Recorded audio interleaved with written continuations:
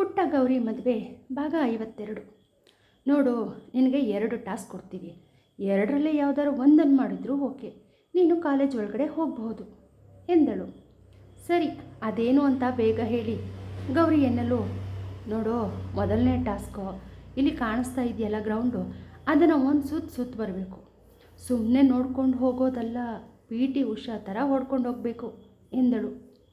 ಇದು ಆಗಿಲ್ಲ ಅಂದರೆ ಇನ್ನೊಂದು ಟಾಸ್ಕ್ ಇದೆ. ಇಲ್ಲಿ ಕಾಣಿಸ್ತಾ ಇದೆಯಲ್ಲ ಮರ, ಅದರಲ್ಲಿ ಎಲೆಗಳು ಕೆಲವು ಚೆನ್ನಾಗಿದ್ದಾವೆ, ಕೆಲವು ಒಣಗೋಗಿದ್ದಾವೆ. ಚೆನ್ನಾಗಿರೋ ಎಲೆಗಳೆಷ್ಟು, ಒಣಗೋಗಿರೋ ಎಲೆಗಳೆಷ್ಟು ಅಂತ ಕೌಂಟ್ ಮಾಡಿ ನಮಗೆ ಹೇಳಬೇಕು ಎಂದಳು. ಅವರ ಮಾತು ಕೇಳ್ತಾ ಇದ್ದಂತೆ ಗೌರಿಗೆ ಅಳುನೇ ಬಂದುಬಿಟ್ಟಿತ್ತು. ಅಷ್ಟರಲ್ಲಿ ಒಂದು ವಾಯ್ಸ್, ಅದನ್ನು ನಾನು ಮಾಡಿದ್ರೆ ಆಗುತ್ತಾ ಅಂತ ಕೇಳಿಸಿತು.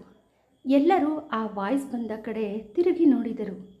ಅಲ್ಲಿಗೆ ಬಂದ ಹುಡುಗನನ್ನು ನೋಡಿ ಹುಡುಗಿಯರ ಹಾರ್ಟು ಜೋರಾಗಿ ಹೊಡೆದುಕೊಳ್ಳೋದಕ್ಕೆ ಶುರು ಮಾಡಿತ್ತು. ಅವನು ಬೇರೆ ಯಾರೂ ಅಲ್ಲ, ಅದೇ ಕಾಲೇಜಿನ ಫಸ್ಟ್ ಇಯರ್ ಡಿಗ್ರಿ ಓದ್ತಾ ಇರೋ ಯಶವಂತ್. ನೋಡೋದಕ್ಕೆ ಥೇಟ್ ಯಶ್ ಥರನೇ ಕಾಣೋದ್ರಿಂದ ಅವನನ್ನು ಎಲ್ಲರೂ ರಾಕಿಂಗ್ ಸ್ಟಾರ್ ಅಂತಲೇ ಕರೀತಾ ಇದ್ದರು. ಅವನ ಹೈಟ್, ವೆಯ್ಟ್, ಕಲರ್, ಲುಕ್ಕಿಂಗ್, ಬೆಳೆದಿದ್ದ ಅವನ ಮುಂದುಗಡೆ ಕೂದಲನ್ನು ಸ್ಟೈಲಾಗಿ ಹಿಂದೆ ತಳ್ಳುವ ರೀತಿಗೆ ಎಷ್ಟೋ ಜನ ಹುಡುಗಿಯರು ಫಿದಾ ಆಗಿಬಿಟ್ಟಿದ್ರು. ತನ್ನ ಕಣ್ಣಿಗೆ ಹಾಕಿಕೊಂಡಿದ್ದ ಕೂಲಿಂಗ್ ಗ್ಲಾಸ್ ತೆಗೆದು ಅದನ್ನು ಕೈಯಲ್ಲಿ ತಿರುಗಿಸುತ್ತಾ, ಆ ಕೆಲಸ ನಾನು ಮಾಡಿದ್ರೆ ಆಗುತ್ತೆ ಅಲ್ವಾ ಎಂದನು. ಹೇಗಾದರೂ ಮಾಡಿ ಅವನು ತಮ್ಮ ಕಡೆ ಒಂದು ಸ್ಮೈಲ್ ಕೊಟ್ಟರೆ ಸಾಕು ಅಂತ ಕಾಯ್ತಾ ಇದ್ದ ಹುಡುಗಿಯರಿಗೆ ಅವನ ಮುಂದೆ ಕೆಟ್ಟವರು ಆಗಲು ಆಗದೆ, ಅದು ಯಶ್ ಇವಳ ಹತ್ರ ಸುಮ್ಮನೆ ಜೋಕ್ ಮಾಡ್ತಾ ಇದ್ವಿ ಅಷ್ಟೇ, ಎಷ್ಟೇ ಆದರೂ ನಮ್ಮ ಕ್ಲಾಸ್ ಹುಡುಗಿನೇ ಅಲ್ವಾ, ಸ್ವಲ್ಪ ಎಂಟರ್ಟೈನ್ಮೆಂಟ್ ಕೊಡೋಣ ಅಂತ ಅಂದ್ಕೊಂಡು ಜೋಕ್ ಮಾಡ್ತಾಯಿದ್ವಿ. ನಮಗೆ ಆಲ್ರೆಡಿ ಕ್ಲಾಸ್ಗೆ ಲೇಟ್ ಆಗಿದೆ, ಬರ್ತೀವಿ ಬಾಯ್ ಎಂದವರೇ ಅಲ್ಲಿ ನಿಲ್ಲದೆ ಕ್ಲಾಸ್ ರೂಮ್ ಕಡೆ ಓಡಿದರು. ದೂರದಲ್ಲಿ ನಿಂತು ಇದನ್ನೆಲ್ಲ ನೋಡುತ್ತಿದ್ದ ಹಿಮಾಗೆ ಯಶವಂತ್ ಮೇಲೆ ತುಂಬ ಕೋಪ ಬಂದಿತ್ತು. ತನ್ನ ಪ್ಲ್ಯಾನ್ ಫ್ಲಾಪ್ ಆಗಿದ್ದಕ್ಕೆ ಕೋಪದಿಂದ ಕಾಲನ್ನು ನೆಲಕ್ಕೆ ಅಪ್ಪಳಿಸಿ ಕ್ಲಾಸ್ ರೂಮ್ ಕಡೆ ಹೊರಟಳು. ಇನ್ನು ಭಯದಲ್ಲೇ ನಿಂತಿದ್ದ ಗೌರಿಯನ್ನು ನೋಡಿದ್ದ ಯಶವಂತ್ಗೆ ಅಯ್ಯೋ ಅನಿಸದೇ ಇರಲಿಲ್ಲ. ಅಲ್ಲ ಕಣ್ರಿ, ನಿಮಗೆ ಸ್ವಲ್ಪನಾದರೂ ಬುದ್ಧಿ ಬೇಡವಾ? ನಾನು ಪ್ರಿನ್ಸಿಪಲ್ ಹತ್ರ ಕಂಪ್ಲೇಂಟ್ ಮಾಡ್ತೀನಿ ಅಂತ ಒಂದು ಮಾತು ಜೋರಾಗಿ ಅವ್ರ ಹತ್ರ ನೀವು ಹೇಳಿದರೆ ಬಾಯಿ ಮುಚ್ಕೊಂಡು ಹೋಗಿರೋರು.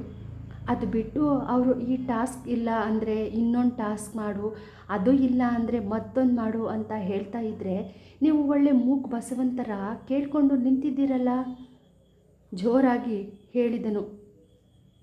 ಅವನ ರಫ್ ಆದ ವಾಯ್ಸ್ಗೆ ಗೌರಿ ಬೆಚ್ಚಿಬಿದ್ದಳು. ಈ ಹುಡುಗಿ ತುಂಬ ಇನ್ನೋಸೆಂಟ್ ಅಂತ ಕಾಣಿಸುತ್ತೆ. ಇವತ್ತೇನೋ ನಾನು ಬಂದು ಕಾಪಾಡಿದೆ, ಮತ್ತೆ ಇದೇ ರಿಪೀಟ್ ಆದರೆ ಚೆನ್ನಾಗಿರೋದಿಲ್ಲ ಅಂತ ಯೋಚಿಸಿದವನೇ, ನೋಡಿ, ಮೊದಲು ಹೋಗಿ ನಿಮಗೆ ಆಗಿರೋ ಪ್ರಾಬ್ಲಮ್ನ ಪ್ರಿನ್ಸಿಪಲ್ ಸರ್ ಹತ್ರ ಕಂಪ್ಲೇಂಟ್ ಮಾಡೋಣ ಬನ್ನಿ ಎಂದನು. ನೋಡಿ ಅಣ್ಣ, ಇಷ್ಟು ಸಣ್ಣ ವಿಚಾರಕ್ಕೆ ಪ್ರಿನ್ಸಿಪಲ್ ಸರ್ ಹತ್ರ ಹೋಗಿ ಕಂಪ್ಲೇಂಟ್ ಕೊಡೋದು ಯಾಕೋ ಬೇಡ ಅಂತ ಅನ್ನಿಸ್ತಾ ಇದೆ. ಹೋಗಲಿ ಬಿಡಿ, ಈ ಸಾರಿ ಬಿಟ್ಬಿಡೋಣ. ಇನ್ನೊಂದು ಸಾರಿ ಅವರೇನಾದರೂ ಅದೇ ರೀತಿ ತೊಂದರೆ ಕೊಟ್ಟರೆ ಸರ್ಗೆ ಕಂಪ್ಲೇಂಟ್ ಮಾಡೋಣ. ಪ್ಲೀಸ್, ನನ್ನಿಂದ ಅವರಿಗೆ ತೊಂದರೆ ಆಗೋದು ಬೇಡ, ರಿಕ್ವೆಸ್ಟ್ ಧ್ವನಿಯಲ್ಲಿ ಕೇಳಿದಳು. ಅವನು ಕಾಲೇಜಿಗೆ ಸೇರಿದ ಇಷ್ಟು ವರ್ಷದಲ್ಲಿ ಯಾವ ಹುಡುಗಿ ಕೂಡ ಅವನನ್ನು ಅಣ್ಣ ಎಂದು ಕರೆದವರೇ ಇಲ್ಲ. ಮನೆಯಲ್ಲೂ ಅಷ್ಟೇ, ಅವನ ನಿಜವಾದ ತಂಗಿ ಕೂಡ ಬ್ರೋ ಅಂತ ಕರೀತಾ ಇದ್ಲೇ ಹೊರತು ಬಾಯಿ ತುಂಬ ಅಣ್ಣ ಅಂತ ಕರೆದವಳೇ ಅಲ್ಲ. ಇವತ್ತು ಗೌರಿ ಅಣ್ಣ ಅಂತ ಹೇಳಿದ್ದು ಕೇಳಿ ಅವನಿಗೆ ತಿಳಿಯದೆ ಅವಳ ಬಗ್ಗೆ ಒಂದು ರೀತಿಯ ವಾತ್ಸಲ್ಯ ಮೂಡಿತು. ಸರಿ, ಹಾಗಾದರೆ ಇವತ್ತು ಫಸ್ಟ್ ಟೈಮ್ ನೀನು ಕಾಲೇಜ್ಗೆ ಬರ್ತಾ ಇರೋದಾ ಎಂದನು. ಹೌದು ಅಂತ ತಲೆ ಆಡಿಸಿದಳು. ಸರಿ, ನಿನ್ನ ಕ್ಲಾಸ್ ಸೆಕ್ಷನ್ ಯಾವುದು ಅಂತ ಹೇಳು, ನಿನ್ನ ಬಿಟ್ಟು ನಾನು ನನ್ನ ಕ್ಲಾಸ್ಗೆ ಹೋಗ್ತೀನಿ ಎಂದನು. First PUC PCMB A section ಎನ್ನಲು, ಸರಿ ಹಾಗಿದ್ರೆ ಬಾ, ನಮ್ಮ ಕ್ಲಾಸ್ ಕೂಡ ಅದೇ ಸೈಡಲ್ಲೇ ಇರೋದು ಅಂತ ಹೇಳಿ ಅವಳ ಕ್ಲಾಸ್ವರೆಗೆ ಕರೆದುಕೊಂಡು ಬಂದ. ಅವಳು ಇನ್ನೇನು ಕ್ಲಾಸ್ ಒಳಗಡೆ ಹೋಗಬೇಕು ಅನ್ನುವಷ್ಟರಲ್ಲಿ, ನೋಡು, ಇನ್ಮೇಲೆ ನಿನಗೆ ಏನೇ ಸಮಸ್ಯೆ ಆದರೂ ನನಗೆ ಒಂದು ಮಾತು ಹೇಳು. ಈ ಕಾಲೇಜಲ್ಲಿ ಯಾರೂ ನಿನ್ನ ಹತ್ರ ಮಿಸ್ಬಿಹೇವ್ ಮಾಡಬಾರ್ದು, ಆ ರೀತಿ ಮಾಡ್ತೀನಿ. ಹಾಗೆ ನೀನು ಸ್ವಲ್ಪ ಧೈರ್ಯವಾಗಿ ಮಾತಾಡೋದನ್ನು ಕಲಿ. ಅಂದ ಹಾಗೆ ನಿನ್ನ ಹೆಸರೇನು ಎಂದನು. ಗೌರಿ ಎಂದಳು.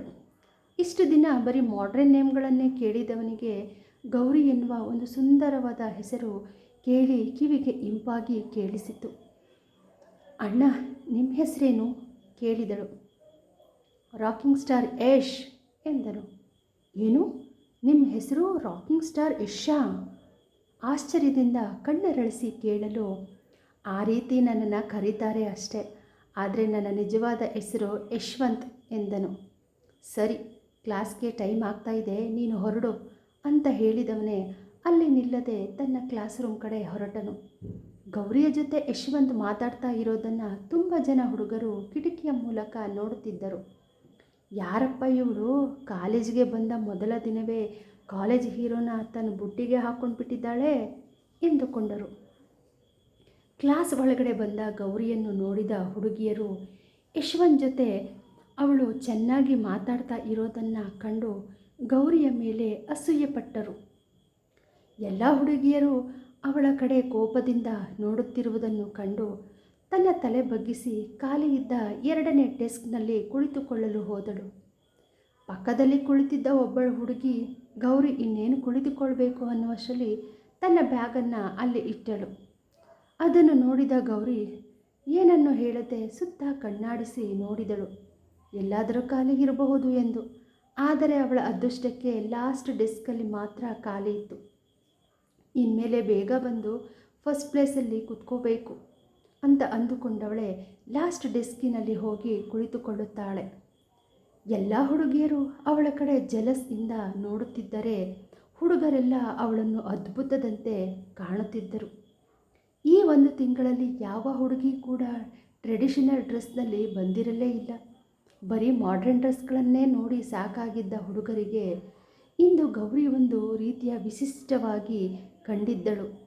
ಎಲ್ಲ ಹುಡುಗರು ಅವಳನ್ನೇ ನೋಡ್ತಾ ಇರೋದನ್ನು ಕಂಡು ಹುಡುಗಿಯರಲ್ಲಿ ಗುಸುಗುಸು ಮಾತು ಶುರುವಾಗಿತ್ತು.